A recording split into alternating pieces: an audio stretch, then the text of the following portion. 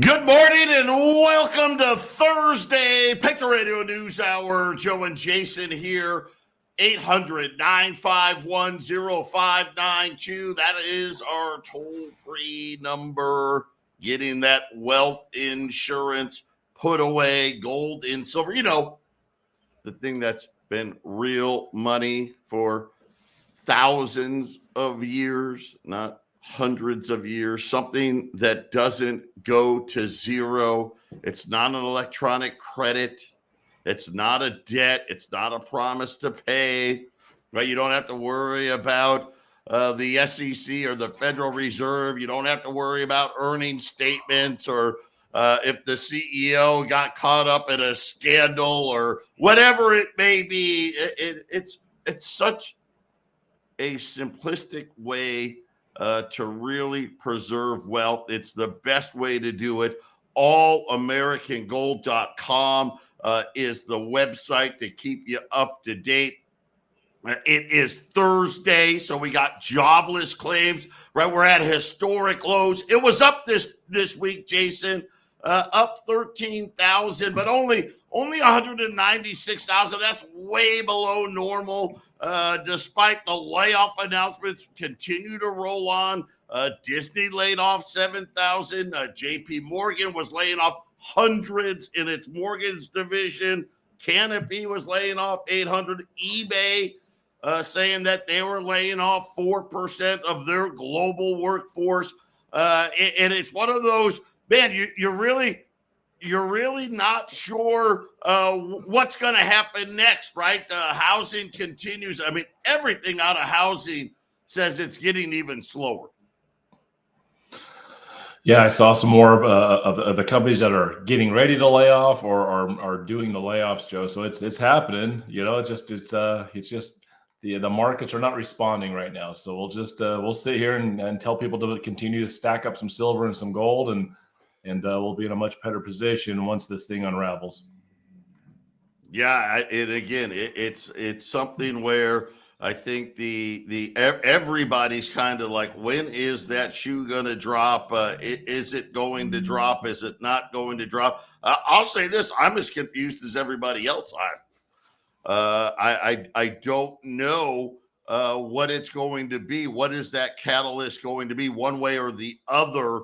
As far as rate hikes go and all of those things go, it looks, we got to say, right, it looks like they're going to go higher. Yeah, Joe. And you know, we're only into February. We're only into the second month of the year, but the average price for gold this year is sitting at $1,897. Last year was $1,801. So gold's already done well, even though it pulled back here recently, which is basically telling you, the listener, to go buy some. It's, you know, it just keeps on chugging up, Joe. So I don't see any situation where gold crashes and burns. There's always going to be ups and downs with any kind of commodity or any kind of market. But gold doesn't have any reason right now to be going down or permanently a lower price. So I think we're going to keep the whole waiting for the other shoe to drop, Joe. You could be missing out big time if you wait around waiting for that. Well, yeah, that's I guess the thing that you want to do, right, is obviously buy it when it's lower. That's always a good thing. And I guess, you know, waiting for that shoe, I just don't know. Are we going to, as you said, is this going to just be one of those grinders, right, where it just grinds and takes a long time? Or are we going to get that one event, that one thing where, and then all of a sudden it deteriorates really quickly? And normally that's what we're used to, right? Because when we see bubbles burst, usually the air starts coming out slow, and then eventually, Jason, it turns into a big disaster. Yeah, and for better or for worse, politically, they like to do the big crashes on a Republican's watch. I don't think it matters that it's Republican or Democrat, but Democrats tend to want to have socialist type things. You know, hey, there's an emergency, let's make a law. And if you look at it, with the dot-com bubble, that was on Bush. You know, the housing crash, that was on Bush. You know, Obama supposedly cleaned it up, right? Coronavirus, well, that showed up when Trump was president. So I just feel like or there's this slow grind might keep happening, and then next year there's a new presidential election, Joe. Why do I have the feeling that they're trying as hard as they can to make it not crash until then? It just seems like they're waiting for that. Your guess is as good as mine. It really it really makes for interesting radio because you sit there and you look at the reports. You look at nobody's out there saying, "Hey, everything's really great." Right? We don't see that, but yet at the same time, nothing's horrible. Well, if you compare it to 50 years or 80 years ago, the quality of living, the standard of living, I would say it's really horrible. We've just been slowly accepting the lower standard of living. So compared to 5 years ago to today, I think it's not horrible, Joe. I guess you could say that's not horrible, but it sure doesn't. I sure don't see a lot of news say, man, 2024 and 2020, these are great years for the economy. Things are going to be so great. I mean, even the most optimistic stock guys, and Wall Street guys aren't even really painting too big of a optimistic picture, Joe. Yeah, I guess you know what that's probably got a lot of validity to it. Is that you're right? It's not like people are screaming from the rooftops about this is the best of times. We saw money supply came out again. That contracted again. That has always been an indicator of bad times ahead. We'll wait and see. I mean, it really is one of those wait and see type moments. The problem is you wait too long and it's too late. Patriot Radio News Hour. We'll be back after the break.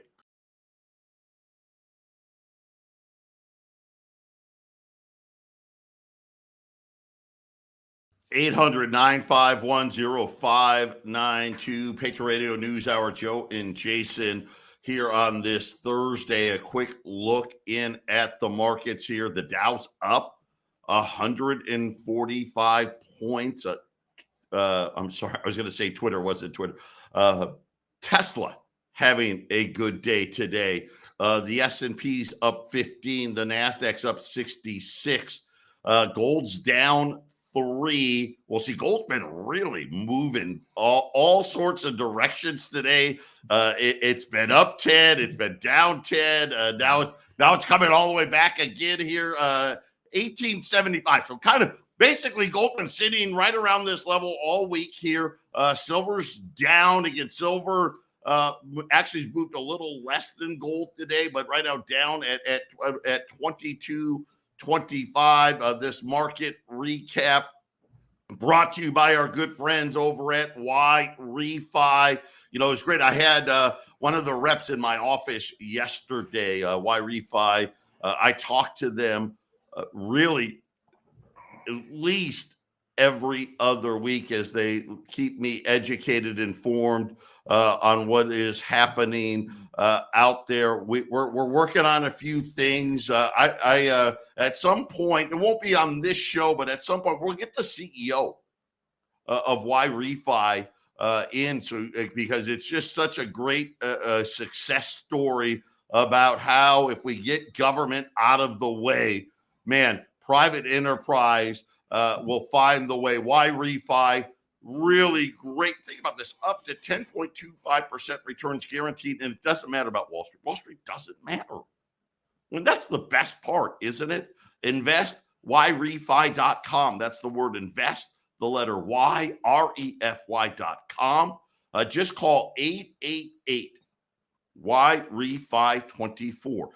And you guys know, listen, got to have 50K. Got to have 50K. They want you to be accredited. They're working on getting rid of that provision, by the way. So if you're not sure, call them anyway. If worst case, I'll put you on the list. Here's the great thing too. Now, Jason, you can use existing IRAs. Some people, depending on if they got the right 401k plan, may be able to even do it with inside of their 401k. It's worth checking out. Y-Refi, 888 YREFI24. And, we were talking yesterday. If you missed yesterday, get to the podcast. It really was one of these very enlightening, because sometimes it helps, because there's people out there that, and I get this way. You know what? Nah, come on. It can't be. It can't be true. Like when I tell you, you don't own the money in your bank account legally. You don't. But Double, I went to my bank and asked the manager. He don't know. She doesn't know. Believe me. Go to yesterday, because now you have a bunch of other people telling you exactly what I've been telling you. You are an unsecured creditor to the bank, period. Sorry. And after the banks went under the last time, and by the way, don't even think that JP Morgan or Bank of America, right, that they were surviving. They weren't surviving. They were all done. Now, they bailed them all out. Jason really reminds everybody what we found out 12 years later was they had to bail them out to the tune of $29 trillion. That's how bad the problem was. But don't tell anybody that. Yesterday, we played you a clip from the FDIC. They were having the big meeting, and bankers were there, lawyers were there, and they had a debate about, hey, how much should we tell the depositors about all the new rules? Well, what were the new rules? Well, quite simply put, is, hey, we're telling you you're insured for $250,000. Should we tell them that we actually don't have the money to make good on that promise? I don't think so. Should we tell them that, hey, you know what? When it happens, we're going to act like that isn't the rule, and then we're going to have these meetings. All the things that I've been telling you, they're going to let you know how much of the money that isn't yours that you're going to be able to keep. Now, I've said this from day one.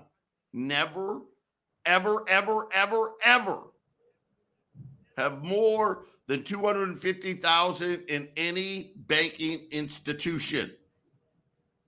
That does not mean, well, I got $200,000 in the Bank of America in North Scottsdale, and then I got another $200,000 at the Bank of America at Desert Ridge, and another. No, it doesn't work. That's the same bank. By the way, well, I got them in different accounts. Right? I got a money market, I got a CD, no, they add all of that together. At least be smart enough to do that. But I promise you, when the banks go under, and they're going to go under, how do I know this? Well, because they've got over $600 trillion of derivatives, and guess what? They go under when the values start dropping. And this is the situation where we're in, right? It's either hyperinflation or it's, well, Jay Powell's new favorite word, Jason, right? Which is disinflation. They can't have disinflation. They can't have $600 trillion worth of debt all of a sudden be worth 10% less. It can't happen. These kind of lies have been going on since the very beginning. Remember that letter that surfaced I talked about, 1918, Joe, wanting to secretly do things so that the depositors didn't understand, which was, hey, they had this chastising letter to the banks. The banks were kind of tired of calling every ounce of gold out from the depositors and sending it as a reserve to the new Federal Reserve Bank. And then the Federal Reserve Bank is like, hey, you need to give us every single ounce. We need every single ounce. And remember, after 1918, World War I had ended. The Roaring '20s got up and running. Well, because they took all that gold, they put it in the reserves and started printing all kinds of money, racing us right into the Great Depression, which was, in my mind, it was a predetermined, planned event, so that hey, gold will no longer be a competition to our new money, because we'll just make a law and make it illegal to own, Joe, in 1933. Now, these letters, it's interesting when you're able to pull up the information, Joe, and they're actually, like now they just say it out loud, because people are so dumbed down, they just don't understand what money is anymore. And it's just so many examples over history, Joe, of the Fed or the central bank saying, we're going to do this and we're going to do that. Hey, the government and the Fed, we need to hold the gold.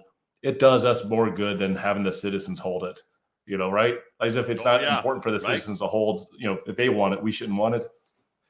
It's only important for the government to hold. Remember, we talked about the law in 1995, which allowed for banks to sweep our accounts every night. And of course, why not? Legally, it's theirs. Sweep our accounts so they can use it for investment purposes. The vast majority of all the bank's earnings are investments. Right? Playing Wall Street games. Well, Wall Street crashes, what do you think is going to happen to the bank? I'm going to tell you the same thing that happened in 07 and 08 is going to happen. Difference is, that's when we're going to get the digital money. That's when we're going to enact all these rules. They talked about Cyprus. You know how long it took them to get their money?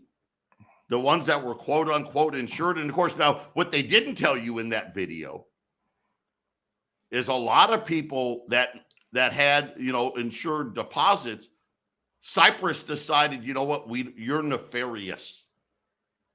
We can't figure out how you got the money. So, sorry, rule doesn't apply to you. Now, Jason brought up 87,000 IRS agents. What do you think they're going to do? Because here's the thing. Honestly, most people don't have a lot of money in the bank. Why? Because they're poor. They don't know that. Some of them don't even know they're poor. I make $100,000, but at the end of the month, I've got $412 in our checking account. Right? I got credit cards that I haven't paid off, and I got this and that. They don't care about those. Listen, they don't care about those people. No offense. They don't care. If that's you, right? If you're listening and at the end of the month you've got $4.12 in your bank account, you're gonna be okay. Right? If you're lucky, maybe you'll be in the right ethnicity or the right pronoun or the right this or that, and maybe they'll give you a few extra credits. But I'm talking to you out there that, hey, I'm a saver. I've got 100,000. I've had 100,000 in the bank for years, or 200,000 in the bank for years. Pull your head out. I'm not making stuff up. I'm not trying to scare you. I am telling you what the law says. They are going to take it. But don't worry. They'll give you a bond. They'll give you a piece of paper that says, hey, somewhere later, maybe we'll let you have your money back, Jason. I know the number probably doesn't exist, but I'd love to see the number. I'm betting this would be a record high if this number exists. People making $100,000 a year or more that are broke. I'll bet we're at all-time record highs on that one, Joe. Oh, yeah. What do you think? Oh, yeah. I mean, that just tells you all you need to know. By the way, the ECB continuing to strengthen their laws. Existing bank resolution mechanisms are being overhauled in countries throughout the Eurozone. Following the adoption in 2011 of the Financial Stability Board. Doesn't that sound great? Oh, well, it's the Financial Stability Board. I mean, holy smokes, Batman. You know what? It's not stable. We got to execute our powers. Well, what is the power that they're going to execute? Lock you out. You're not taking your money out. You think you're writing a check to Patriot Trading Group for gold during the next meltdown? You're nuts. They're going to let you pay your mortgage. They're going to let you pay your car payment. Right? They're going to let you pay the rent, the utilities. They're not going to let you take any money out. Your little stock trading account, that's frozen. But I'm hitting the sell button. I'm hitting it. I'm sell. It won't sell. It'll let you buy, but it won't let you sell. And these are just the rules. Your money market account, your 401ks, your IRAs. And Jason, they sit there at this meeting and they literally just say, well, should we tell the public? And guess what they decided? Man, I don't think we should. Because then they may not want to have all their money in the bank. So let's just have them pretend that they've got the FDIC insurance and everything's going to be A-OK.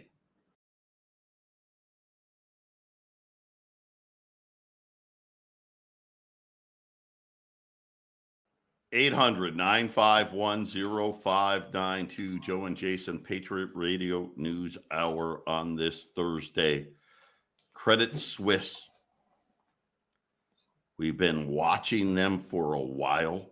Remember, what was it? Late last year, there was, they called it a run on the bank. The Swiss started losing control of the currency.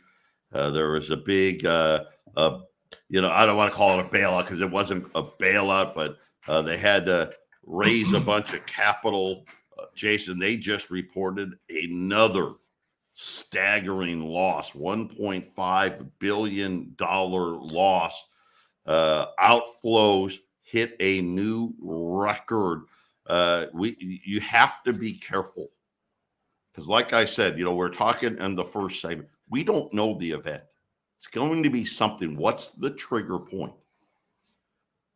People forget about, 07. August of 07, they were talking about how great everything was. And everyone, at least in Arizona, listen, the funny part is the housing market had already collapsed over a year ago here. And they were still, just a little fraud, just a little subprime problem. The gully. And then there was that trigger point, wasn't it? Yep. Just like that, boom. One bank, one missed payment, one problem, and then all of a sudden somebody's yelling fire in the theater. And by what was it, October?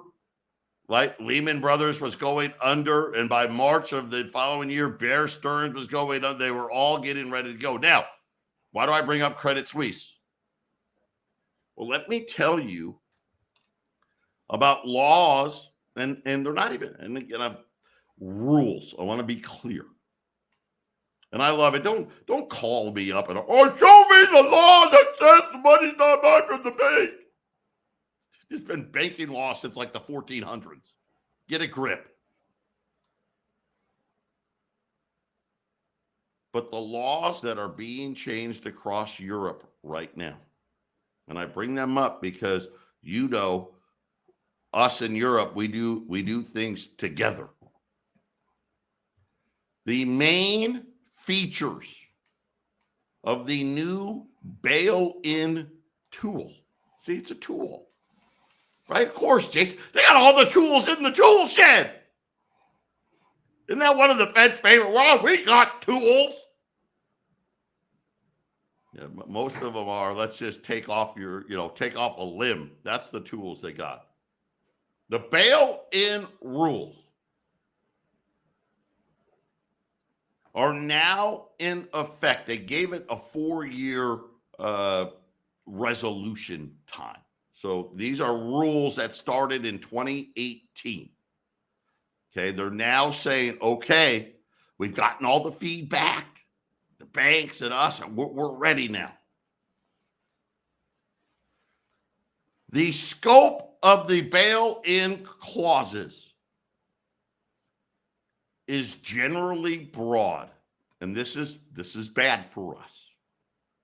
Broad is not good because it allows them a lot more leeway to do bad things to our money.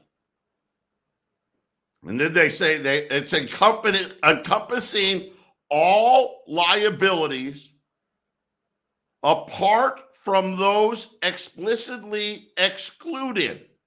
And then non-excluded liabilities will be bailed in following the order of the ranking in national insolvency laws. Now, it's interesting how they bring up rankings, because guess who's last on the list when you're ranking, right?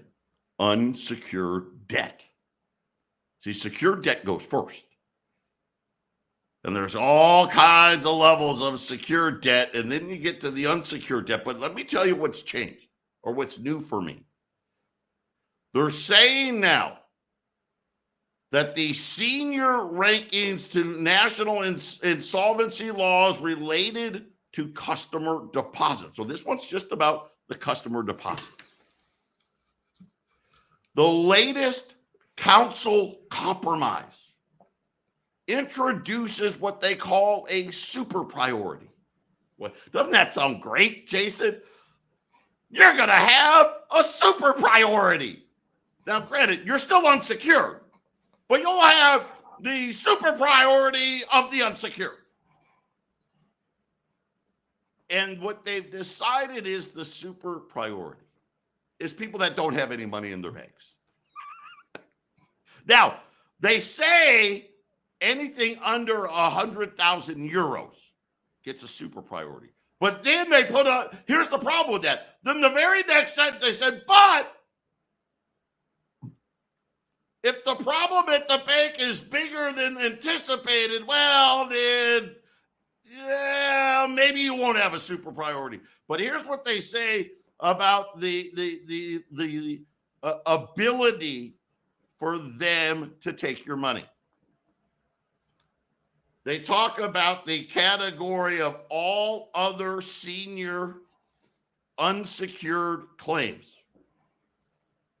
So we're going to carve out a dollar amount. Right now, we're going to tell you it's 100,000 euros because that's what it is. Insurance in Europe is. But then they gave them a caveat. Hey, we can change that number. Because we just said, oh, well, unless it's bigger, then, you're not getting that. And they talked about all the other unsecured creditors and essentially letting it know two things. One, anything over the 100,000 is gone. Here it's 250. So go back to what I told you before. Please don't have more than that in any one bank, please, because it's gone. The rest of it, whatever they decide the minimum amount is going to be. And Jason, what do they love here? What number have really for the 20 plus years I've been doing this? The banking industry loves $10,000, don't they? Yep. They love $10,000. Now, Janet Yellen loves $600. I mean, right? Remember Venmo? If you get Venmo or Zelle, anything over $600, PayPal, anything over $600, we should know about. But why do I get the feeling that's exactly what's going to happen? They're going to sit there, all of you that have large deposits in the bank, they're going to set a number up. I don't know what it's going to be. They're going to set a number up.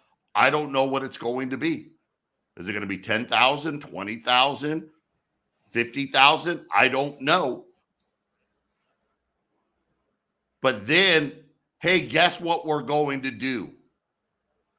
Right? Whatever that amount is, that the rest of that money, yeah, you're getting put into the washing machine. But don't worry, maybe later maybe you'll get some money back like any other unsecured creditor. That was the other caveat from Europe I didn't like. Patriot Radio News Hour. We'll be back after the break.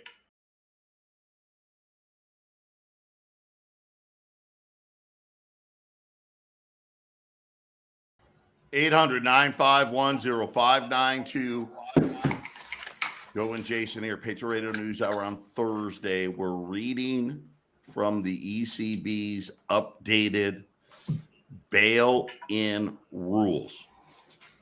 So they give you a super priority of senior unsecured claims, which I guess they're trying to say, well, we'll put you at the top of that. But then they say it's 100,000 euros unless it's not.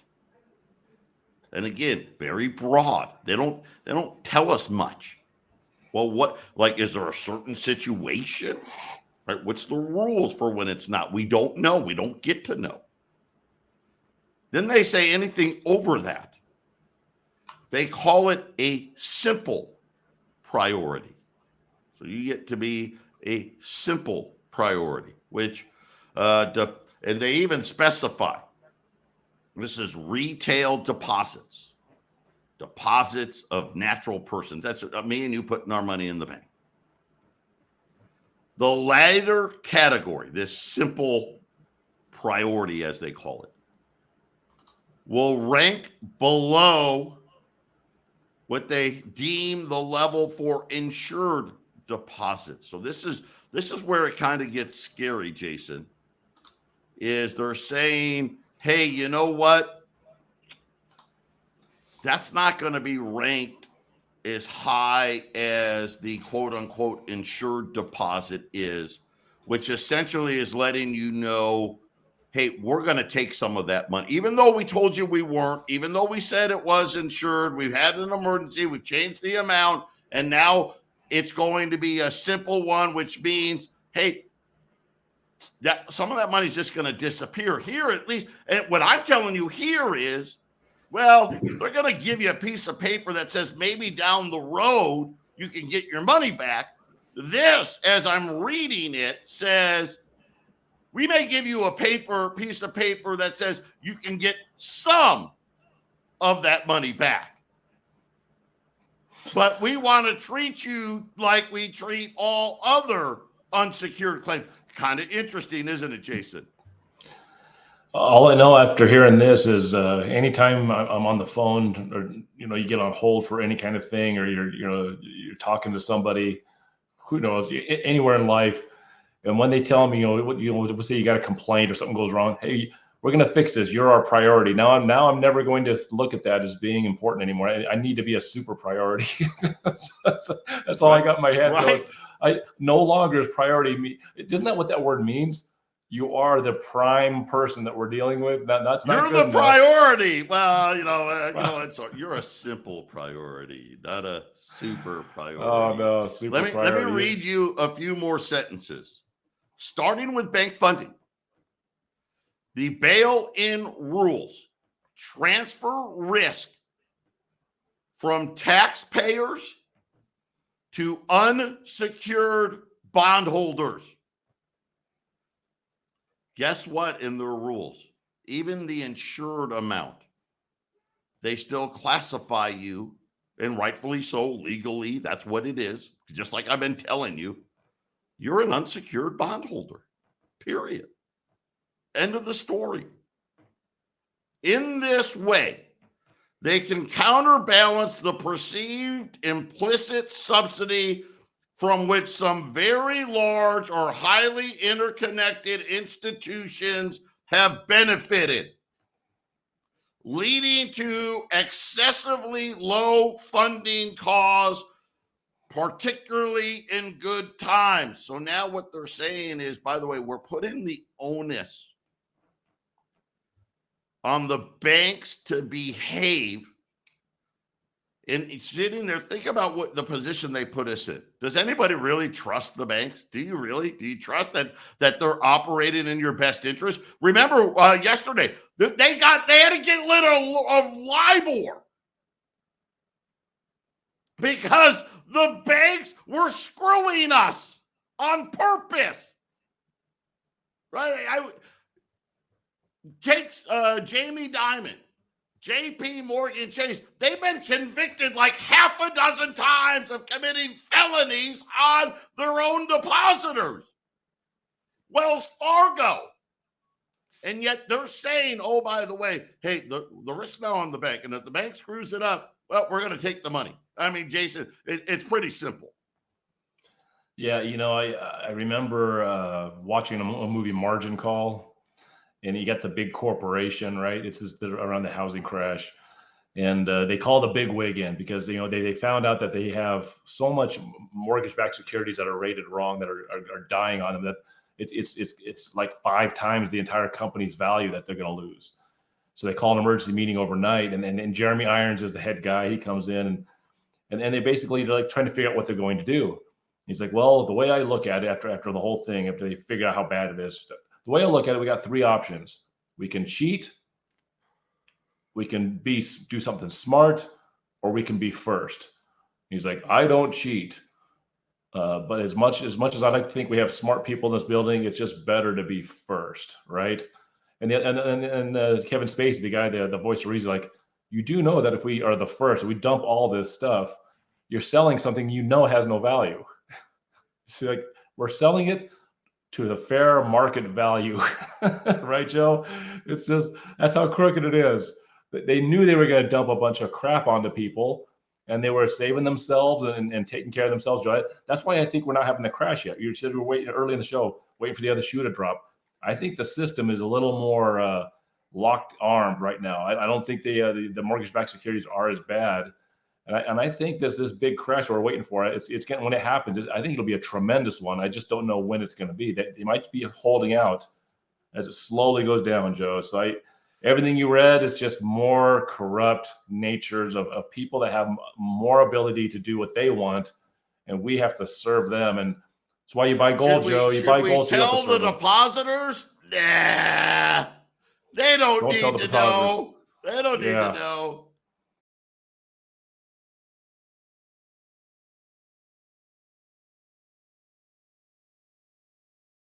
(800-951-0592). Joe and Jason, Patriot Radio News Hour. If you're looking to move a large quantity into gold, which I think is a great idea, $20 gold pieces today, $21.25. It's moving up. 800-951-0592. Tomorrow, all you silver guys, we're going to set something up. Jason, I won't be in tomorrow, but Jason's going to have a silver sale that we're working on. An opportunity in the silver markets that we'll have tomorrow. But Jason, the bad part about all of this was sitting there listening to our own government, the FDIC, all of them agreeing, let's not tell them. Hey, and listen, here's the funny part. One of the guys even said, well, wait a minute, what about all the rich people? Now, he didn't say it like that. No. What about the institutional investors? That's code for rich people. What about the rich people? And of course, the answer was really simple. Hey, their lawyers are in the room. They got staffs. They know all about it. Don't worry. And it almost was like, I felt like, and oh, by the way, right after this, we're going to be sending an email out telling the banks, hey, by the way, you may want to tell the rich people, hey, right, this is what's going on. Of course, they already know. I tell everybody all the way, Apple doesn't keep their money in the bank. You do know that, right? I mean, they keep the money to pay the bills and stuff, but they don't keep all that extra cash sitting in the bank. They're not dumb. And neither should you. Joe, it's interesting. 800-951-0592. In the 08 crash, Joe, Bear Stearns and Lehman Brothers, they the musical chairs stopped, and there were some rich guys that lost out. So you better believe that this time around, there's a lot of big players that are a lot more paranoid than they were in 08. So I think another reason why this thing hasn't crashed all at once is because I think there's a lot more collusion going on. Just like what you're saying, hey, all the institutional investors, they need to know what's going on, right, Joe? Nobody wants to be left out in the cold on this one, but it's going to happen. So there's going to be someone's going to get kicked to the curb. Someone's going to get the wrong memo, I think. Well, let's face it, as we know, right? They love to pick the winners and the losers. Believe me, Lehman Brothers was picked to be the loser. Bear Stearns a little more interesting, isn't it, right? Bear Stearns, well, let's face it, they didn't let Bear Stearns get the Lehman, right? They got the weekend. And by the way, that was, you know what, they also made sure, oh, by the way, we're not going to do this until Friday after the markets. That was the other funny part about the little meeting, right? They got it all planned out. But Bear Stearns, they gave them the pretend, oh, you got bought out for $2 a share. Yeah, that didn't work out too good for a lot of people. Lehman Brothers, I mean, just bad stuff, Joe, and bad stuff's going to happen. It never happens exactly the same, Joe. So, because then too many people would expect it, right? Yeah, and again, we don't know, but it's kind of interesting that all of a sudden the Eurozone's kind of shoring up their rules. At the same time, all these central banks they're certainly buying an awful lot of gold. You decide what that means. Patriot Radio News Hour. God bless everybody. Jason and I coming right back with the Half Empty Cup.